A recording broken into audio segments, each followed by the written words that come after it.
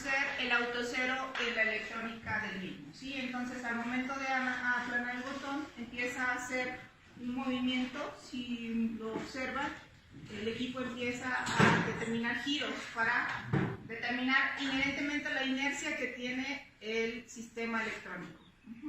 Lo que se quiere principalmente es medir solamente el esfuerzo que se tiene en la sustancia, no adicionarle el esfuerzo que tiene toda la geometría. Básicamente eso es lo que hace el reconocimiento electrónico. Y luego les dice que presione cualquier tecla para continuar. Lo primero que marca aquí el equipo es en la pantalla, pues la temperatura a la cual se encuentra el sistema y el torque en el cual se encuentra. En el momento en que se hacen las mediciones debe de aparecer también la viscosidad que está presentándose en el momento de realizar la medición. ¿Okay? Es importante también, como buena práctica de laboratorio, asegurarse que el equipo se encuentre nivelado. Lo primero que llegamos pues fue a hacer eso, empezar a realizar la nivelación del equipo.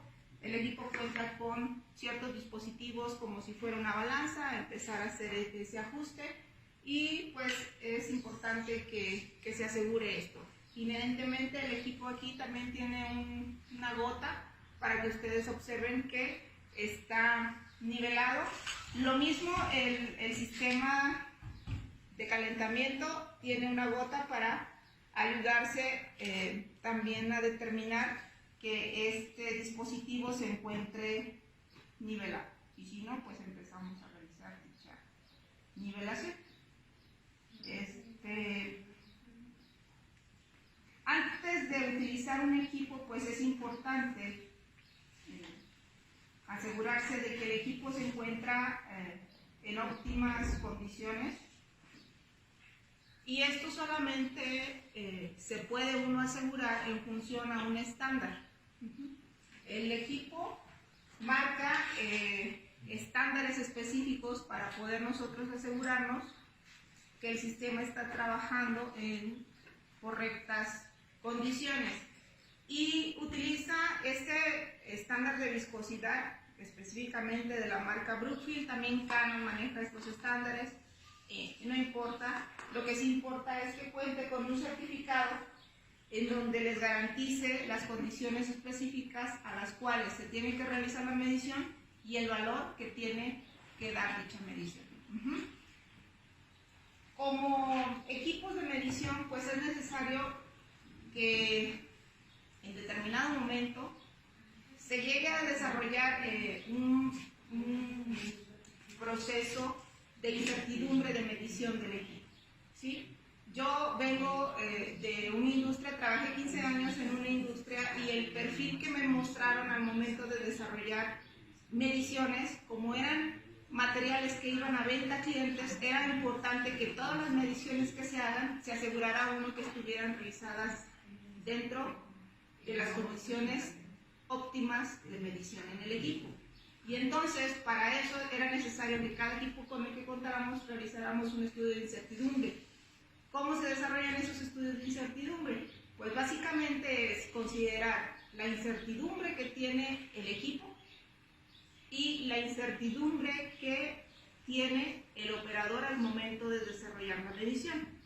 La suma de esos dos errores genera el error de la técnica de medición, y debe de tener un error menor al 5%, ¿sí? Eso es en forma muy simple, con desviación estándar, pero hay estudio un poco más específico, en donde se hace otro estudio estadístico para asegurarte de desarrollar el más menos que puede trabajarse dentro de un parámetro ya específico, ¿sí? Y eso va a ser inherentemente para cada equipo en la técnica empleada, ¿ok? Entonces aquí lo único que yo voy a hacer va a ser colocarla el estándar, y ese estándar lo voy a medir y ver si coincide con este valor. Cabe mencionar, aquí yo estoy marcando una temperatura de 24.7, es lo que marca el equipo. Este es un sensor de temperatura que va conectado al termocel, y a su vez este sensor está registrándome la temperatura en el equipo. Esta temperatura es en el equipo, ¿sí? No en la muestra. Debo de determinar un tiempo considerable para asegurarme que la muestra llegue a la temperatura a la cual quiero realizar la medición. ¿Y cómo es que pueda desarrollar eso? Pueden hacerse por muchas formas. Una, la más simple, pues contar con un equipo externo que también sea asegurándome que esté certificado, introducirlo al sensor y determinar si realmente la temperatura que tiene mi muestra pues es la temperatura que ya seteó el equipo. Otra es darle un tiempo específico. Yo lo determino si es la primera vez que desarrollo mi medición de una muestra que no conozco, introduzco la muestra y en función a eso yo determino tiempos. A los 10 minutos mido y dejo esperar 5 minutos más y mido. Si hay un cambio de la viscosidad es que no había llegado al equilibrio. Espero otros 5 minutos, mido y así hasta alcanzar yo un tiempo específico en el cual me asegure que mi muestra alcanza la temperatura de medición. Es una forma a prueba y error más específica al momento de yo asegurarme de que mi muestra ya tiene el equilibrio térmico. Esta guía y me voy a enfocar en este sistema de medición que es el termocel. Este termocel cuenta con este tipo de portamuestras, ¿sí? Como verán son dos diseños diferentes. Son portamuestras que el equipo utiliza y puedo volver a utilizar, lo limpio y no pasa nada, ¿sí? Y estos tipos de portamuestra pues se supone que son desechables, pero pues por la economía y por todo lo demás los consideramos que también los podemos volver a utilizar. Entonces, cada vez que utilizamos las portamuestras, pues lo limpiamos perfectamente para la siguiente medición. Es necesario que como práctica de laboratorio no dejen ahí sus materiales añejados. Perdón, ¿con qué se limpia? ¿Nada más con agua? Nosotros utilizamos allá en Tampico un solvente dieléctrico, es como un solvente que venden proveedores con desechos de diversos solventes. En alguna ferretería lo puedes conseguir. Ok, ¿cómo? Dieléctrico, sí, nada más. Lo que pasa es que esos también te van a ayudar, como les mencionaba hace rato, a que no se llegue a generar un momento de estática. Ajá. Que son metales, ¿no? Entonces, lo pueden limpiar con estopa. Normalmente lo que nosotros hacemos con estopa y el solvente eléctrico, tanto para el reómetro como para esta parte de viscosidad, nosotros hacemos la limpieza con estopa y Ajá. Puede ser con otro tipo de solvente utilizado también como petróleo, que me lo venden. petróleo diáfano. Ajá. Pero tarda más. Como yo manejo asfalto, esos tiempos de limpieza pues aumentan. Y es mejor el solvente porque, por ejemplo, va a haber materiales que con agua no nos pueden limpiar. El asfalto pues nunca lo vas a poder limpiar si utilizas otros tipos de materiales. Nosotros trabajamos también con adhesivos que son solubles en solventes orgánicos y lo vas a poder utilizar. Entonces es más práctico trabajarlo con ese tipo de materiales. Sí. Nosotros los solventes de desengrasante alcalino. También por eso. Va a depender de la sustancia que maneje, si es fácil para ti. El aceite, por ejemplo, desengrasante. Con ese no hay ningún problema. Sí. En algunas ocasiones también utilizan acetona, todo eso, pero son más caros. Todo eso. Lo de la estandarización calibración nos dice también qué geometría utilizar. Esa es muy buena pregunta. Cuando nosotros vamos a utilizar este recipiente, como verán, si lo abro, ¿por qué está diseñado así? Porque, no, pensé que sí. Pero anteriormente sí esta guía cabía específicamente. Ajá. Y la utilizábamos directo para la medición. Sin embargo, es un estándar y como tal pues debe de tener un cuidado específico. Cada vez que se utilice, Si es que se va a reutilizar, pues esto debe estar perfectamente limpio, la geometría igual para no contaminar el estándar. Entonces, lo que se hace, que si no cuentan con este sistema y quieren utilizar el estándar tal cual, lo que tienen que hacer es vaciarlo en un recipiente que tenga y si no tienen la sustancia suficiente, como ya observarán, pues a la malagueña le quitan la guía y utilizan un recipiente adecuado que tenga, lo que sí es importante es que la geometría que utilicen llegue a la muestra de luz. Por ejemplo, ¿qué es para pequeñas cantidades? ¿Se puede también...? Este sistema lo acaban de adquirir aquí en el tecnológico. Este sistema lo utilizan para pequeñas cantidades y específicamente también porque lo pueden trabajar con control de temperatura. Esto está diseñado para que coloquen aquí mangueras, trabaja como un sistema, como un intercambiador de calor, como un chaquetado y como el serpentín que utilizan para destilación. Básicamente es el mismo. Ustedes deben de contar con un baño de temperatura, con temperatura controlada, y hacer recircular un fluido para poder alcanzar la temperatura a la cual quieren realizar la medición. ¿Ok? Y este sistema pues lo pueden colocar en esta forma, pero yo les recomendaría que utilizaran un soporte y lo sujeten. Ah, perfecto, sí, cierto. Es que como no lo tengo, estoy acostumbrada. Pero sí, ya aquí con esto, pues ya lo hicimos.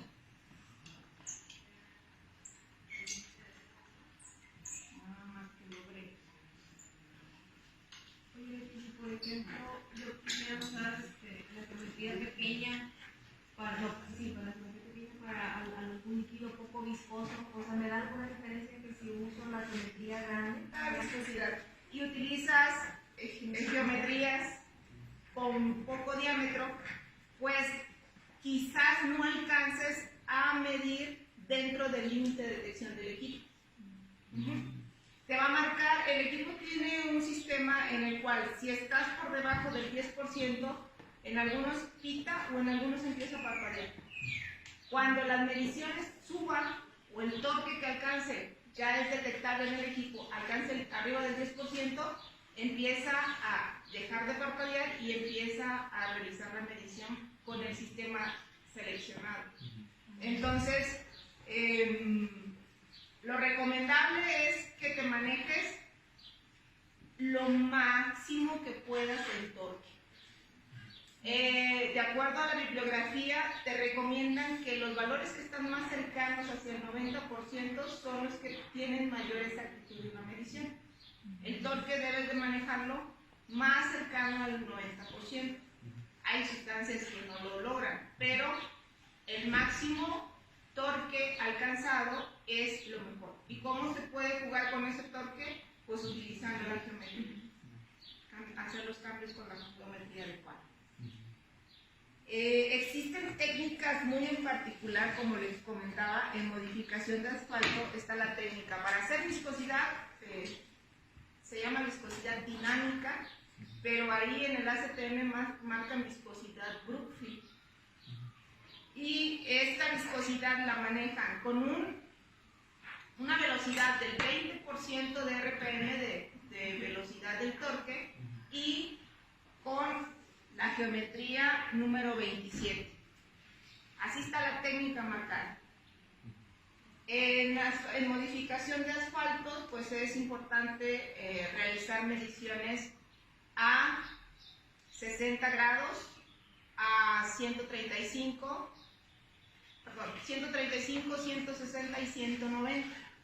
Esas tres temperaturas marcan ciertas condiciones operativas en la aplicación de asfaltos modificados. Una es 160, pues el mezclado del material, 135, el almacenamiento del material, y 190, tendido del encarpetado. Entonces, esas condiciones de viscosidad son las que se miden en el sistema.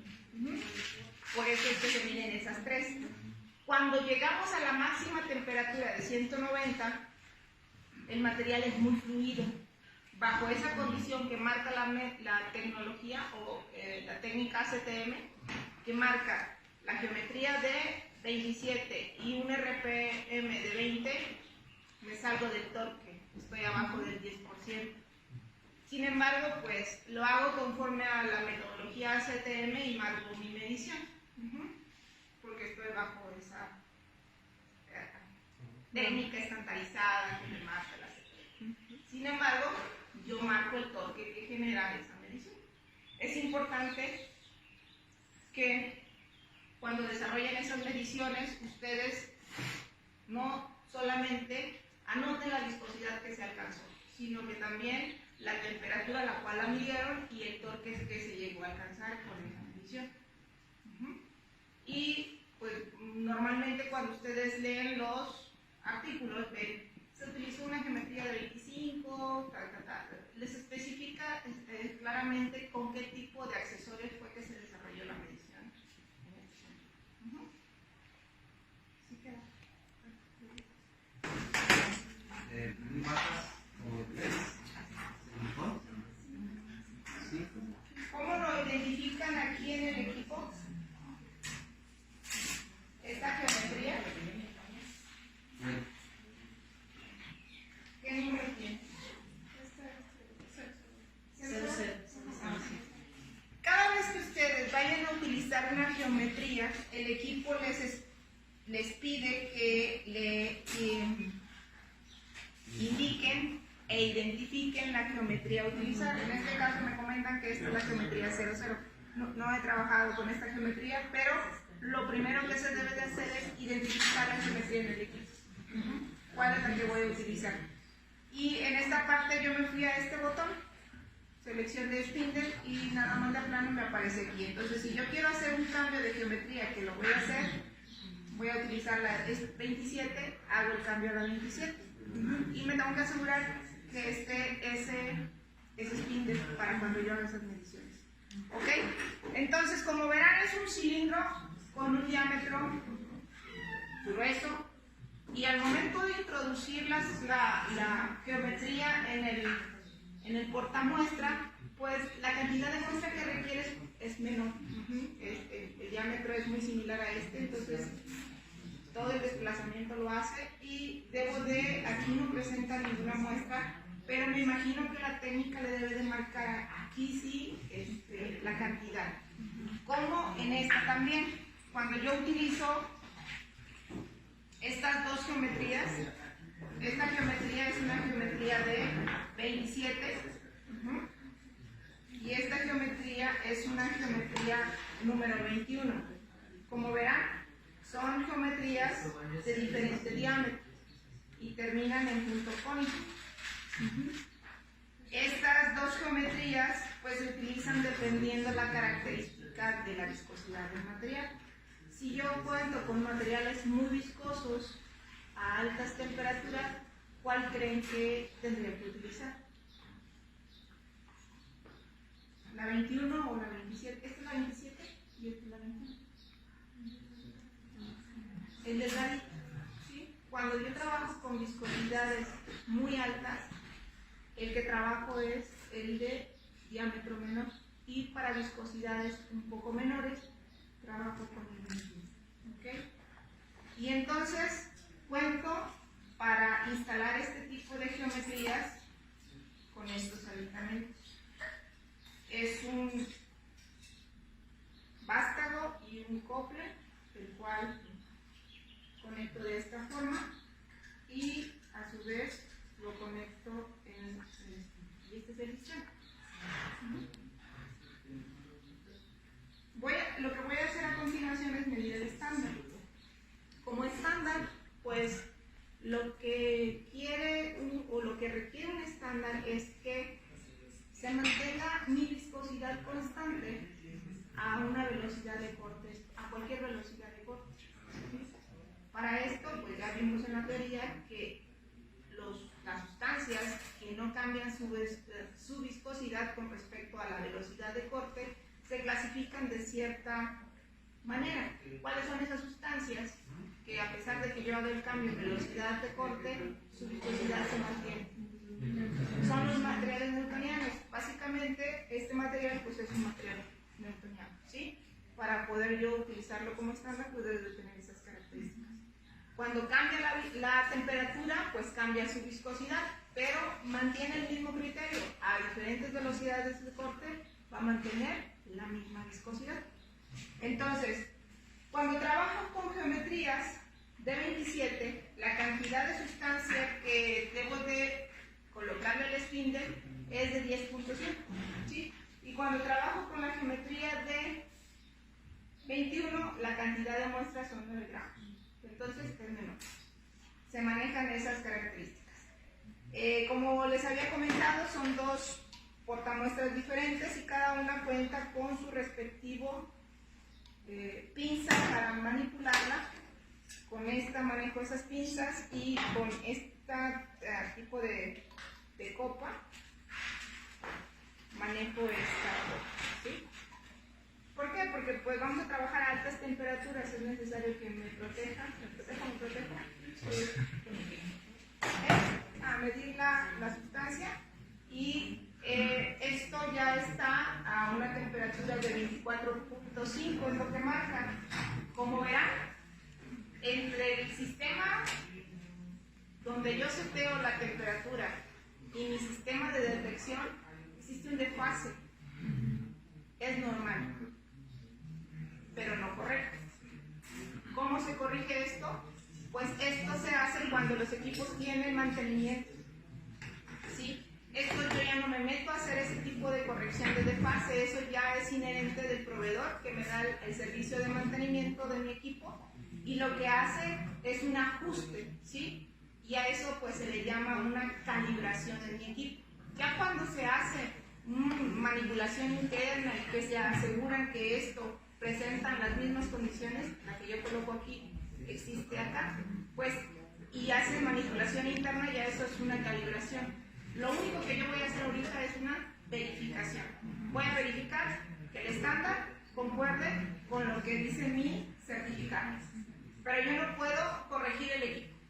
Yo nada más me aseguro que cuente con esta información, ¿sí? De muestras. Pero lo que nosotros necesitamos es medir la muestra. Entonces, como verán, es una sustancia viscosa y entonces lo que tienen que hacer es asegurarse que no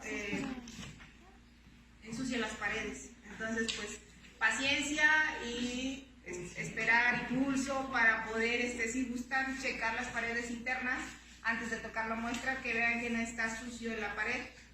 Ajá. Y en eso se aseguran a que pues la muestra esté específicamente en la parte inferior de la copa. Ajá. Bueno. Sí, 10.5. Pero ¿cómo le hiciste para que la geometría estuviera vertical y tú mientras sigues vaciando o Es sin geometría. La puse en este vasito. Ah, ya. Ajá. Y me fui a la balanza. Y con mucha paciencia espero la gota y ahí estoy. ¿Sí? Los debí de haber llevado. Tenían su chiste, pero lo grabaron. Acuérdense que es como cuando colocan la muestra en el reómetro y les dijimos que hay que enrasar antes de hacer la medición. Sería lo mismo, porque si la muestra se queda en las paredes, pues obviamente puede haber algún efecto de escurrimiento y cuando la geometría esté girando nos va a dar valores que no serían reales, como cuando tenemos un exceso de muestra en la geometría de un reómetro. Eso es muy importante, como mencionaba, hay que tener cuidado con el pesado, la colocación de la muestra. No reales o no repetitivos, porque cuando lo vuelvas a hacer, pues tienes que asegurarte que lo vuelvas a hacer de la misma forma. La viscosidad de la muestra impide que se pueda pipetear. La viscosidad de la muestra. En algunos casos sí. Porque es más seguro porque pipetearlo que vaciarlo es como... Bueno, si tienes paciencia de esperarte, de pipetear y subir y luego esperar a que baje, yo te lavaría en ese momento, porque yo no tengo paciencia. Ajá.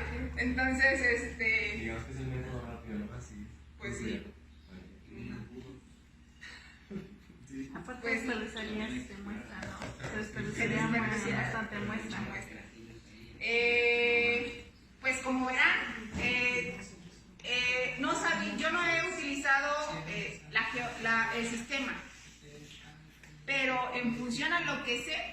sabía que no estaba correcto como estaba. ¿Por qué? Pues primero esto debe de estar centrado, siempre, ¿sí? Como ya ven, todo esto es física, ¿sí? La forma en la cual el equipo hace la medición es física, ¿sí? Y matemática. Entonces, nosotros no lo vemos, gracias a Dios, no nos metemos con la matemática, directo nos da el valor de la viscosidad, pero aquí lo que hace es eso, hace una medición en función a cilindros concéntricos en la corona del sistema, en función a eso y a los ejes, y hace el análisis de esa transferencia, y en función a la ley de Newton, porque considera el sistema como un sistema newtoniano, pues hace el análisis de la viscosidad, ¿sí? Y nos vamos a lo que es el principio de transferencia de fluidos para poder realizar este tipo de mediciones.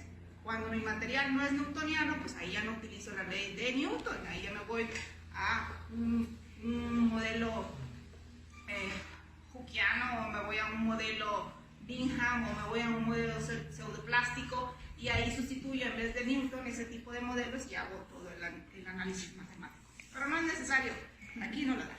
¿Okay? Entonces, regresando a esto, pues este es el sistema. Aquí se coloca lo que son las mangueras que van conectadas a un baño de calentamiento, ¿sí? En el cual yo me aseguro que mi muestra va a tener esa condición de temperatura. Y este es el spindle, el cual pues yo voy a utilizar para realizar la medición. Como veo el sistema, primero coloco el spindle y posteriormente me enfoco a subir o conectar el sistema donde se encuentra mi muestra, porque como verán no es posible colocarlo. Y deben de asegurarse de tratar de desarrollar la mejor técnica en colocación de muestra, porque como son metales, se van rayando. Entonces, lo que yo te recomendaría es primero colocar la geometría y posteriormente el sistema donde se encuentra la muestra y subir. Algo también aquí importante en las geometrías, no recuerdo si están las presentaciones, pero también la forma del fondo puede variar dependiendo del tipo de muestra. No me acuerdo si es en alimentos en donde utilizan una forma de tipo o una parte del fondo, porque eso va a cambiar las condiciones de corte que van a aplicar ustedes sobre la muestra. Hay unas que son puntiagudas, unas que son tipo trapecio, entonces ahí también va a depender mucho de la forma del cilindro concéntrico. ¿Ya? Tiene sus aplicaciones dependiendo del material que voy a trabajar. En este caso, pues, me imagino que es para los materiales que trabajan aquí. Okay. Y bueno, básicamente, pues este equipo, como verán, la vez pasada que venimos, tienen un catálogo en donde pues si tienen regalos de Navidad pueden pedirlos para que tengan diferentes tipos de sistemas y accesorios para poder hacer mediciones de acuerdo a las necesidades que tengan en función a su muestra. Entonces, pues básicamente este es un sistema que les ayuda mucho para pequeñas muestras y para poder hacer variaciones de temperatura sin necesidad de tener este equipo. Acá la geometría, la copa. Como verán, en la parte inferior tiene como una muesca. Cuando yo coloco la geometría, pues ahorita no hay problema, está frío relativamente. Pero, recuerdan, esta es la pinza que utilizo. Si yo tengo juego de que mi copa se mueve, es porque esa muesca no ha caído a la posición de abajo. ¿Ok? Cuando yo toco mi copa y ya no tiene movimiento, es que ya está en esa posición. ¿Por qué tiene esa posición en esa parte? ¿Por qué creen que esté diseñado de esa forma? Porque no giran en su ¿Alguien más? No entendí de qué preguntaste. Sí, en la parte de abajo la copa cuenta con esta muesca. Y les comentaba que pues se tienen que asegurar. Para ese tipo de copa, pues utilicé esta pinza y tenía un juego, pero hay un punto en el cual el diseño inferior, pues tiene una posición, lo contrario, este es el macho, que es la hembra, se conecta, ¿verdad? Y cae. ¿Por qué creen que está el diseño de esa forma? El momento en que gire el macho, la viscosidad del medio puede hacer que también gire el portamuestras, entonces... Dependiendo de la viscosidad. entonces se atora para tener unos resultados más. Podría ser esa una. ¿Alguien más? Hay una muy importante. Por seguridad. Que esté consentido.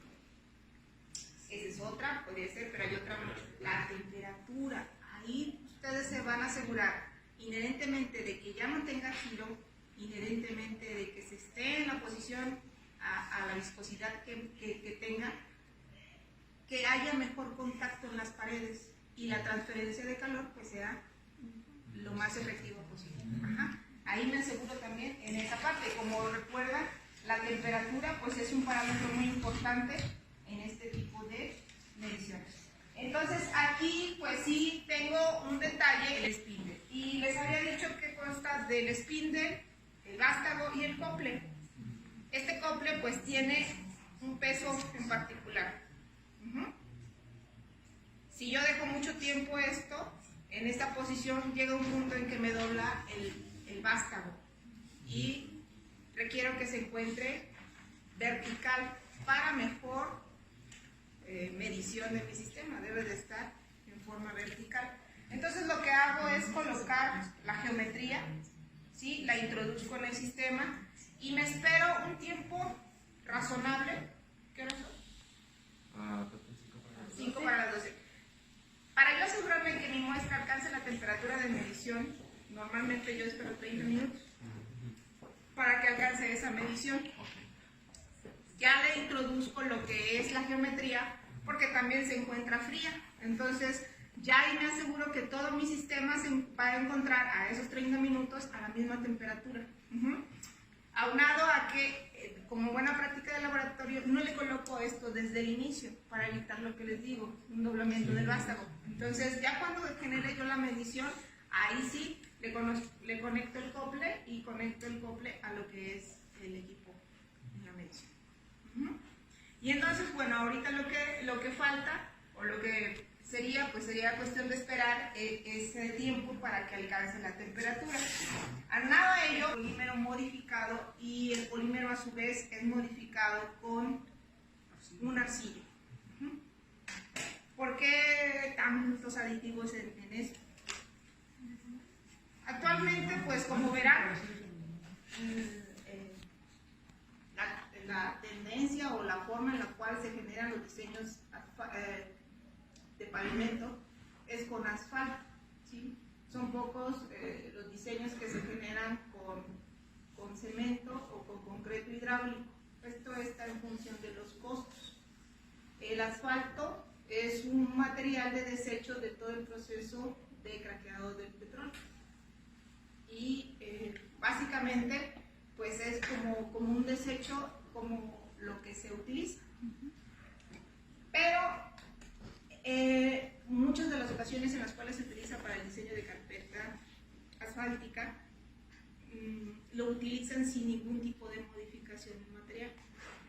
El asfalto como tal pues tiene ciertas características intrínsecas del mismo, ¿sí? A altas temperaturas el material empieza a tener cierto reblandecimiento y a las altas temperaturas el material, hacia las bajas temperaturas se endurece.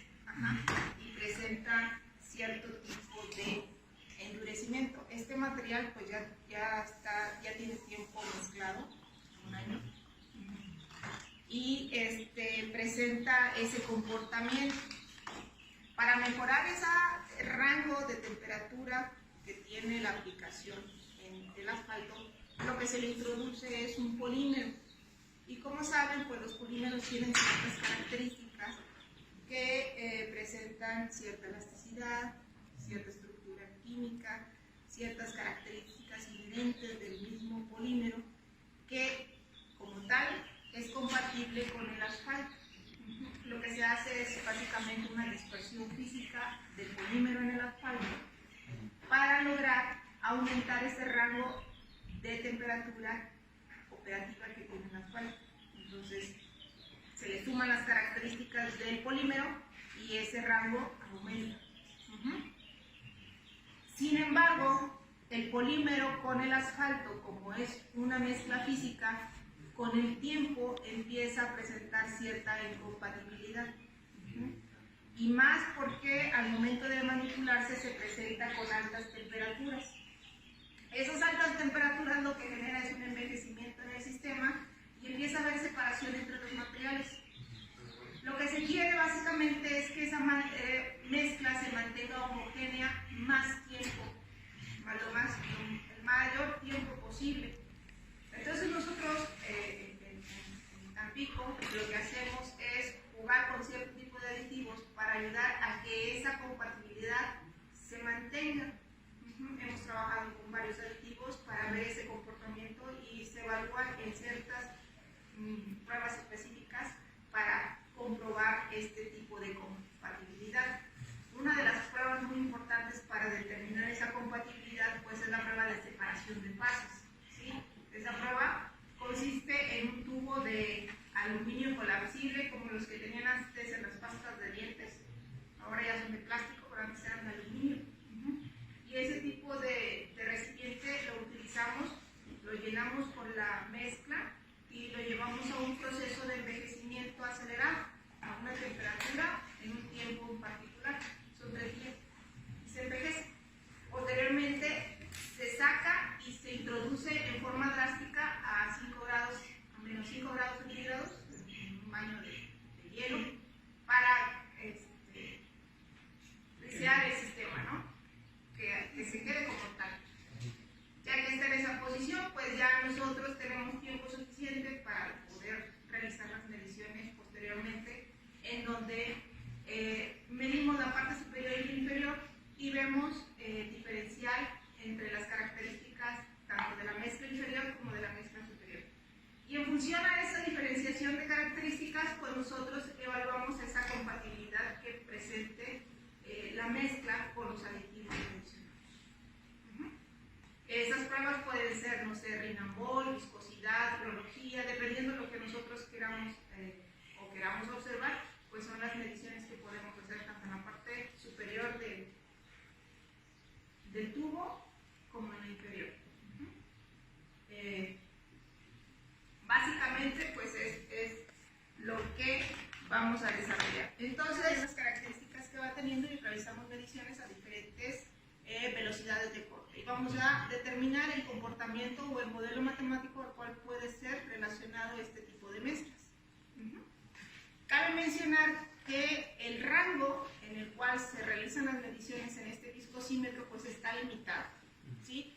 Llega básicamente hasta velocidades de selecciona dispositivo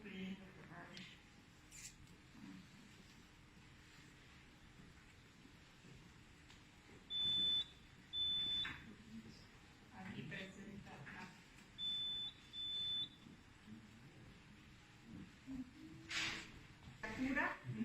en el equipo en sí.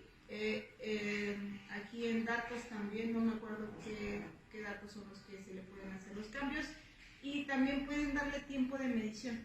Ustedes aquí pueden determinar cuánto tiempo necesitan para desarrollar una medición. Si es que están ustedes analizando algún tipo de aditivo, pueden evaluar el envejecimiento y cómo va cambiando la viscosidad con respecto al tiempo en función al aditivo que seleccionan. Pueden manipularlo a temperatura constante y pueden desarrollar una información de datos en donde van a ver el comportamiento con respecto al tiempo. Aquí sí van a tener condiciones que van a mantener constantes, como es la velocidad, la tienen que mantener constante, la temperatura la tienen que mantener constante, y lo único que van a variar aquí pues va a ser el tiempo. La constante de variación pues va a ser el tiempo. Y es una forma en la cual ustedes pueden programar sus mediciones en forma muy específica. Otra que tienen, otra forma que tienen aquí, es donde ustedes van a seleccionar el spindle que van a utilizar. En este caso ya habíamos dicho que era el número 27. También en esta tecla ustedes tienen la opción de observar el esfuerzo de corte. Como verán, ustedes pueden obtener la información de viscosidad en diagramas de flujo o diagramas de viscosidad. De esas dos formas pueden obtener información de la muestra. Los diagramas de flujo básicamente representan en el eje de las X la velocidad de corte y en el eje de las Y el esfuerzo de corte. Y el comportamiento que va a presentar el gráfico pues va a ser la pendiente que vaya a tener ese comportamiento de viscosidad de su material, ¿sí? En función a esa pendiente, pues ustedes van a hacer la analogía a qué modelo matemático puede aplicar o pues determinar un modelo matemático nuevo. O también pueden determinar con este dispositivo la velocidad de corte, a qué velocidad van a estar determinando ustedes esa velocidad. Y aquí ya lo tienen específicamente en las unidades de la velocidad de corte, 1 sobre segundo. Seleccionan la velocidad, ahorita veo el límite de velocidad que tiene el equipo para poder hacer la medición. Y aquí ya les da la información de lo que ustedes podrían colocar en el eje de las X. Y en la tecla anterior sería el eje de las Y.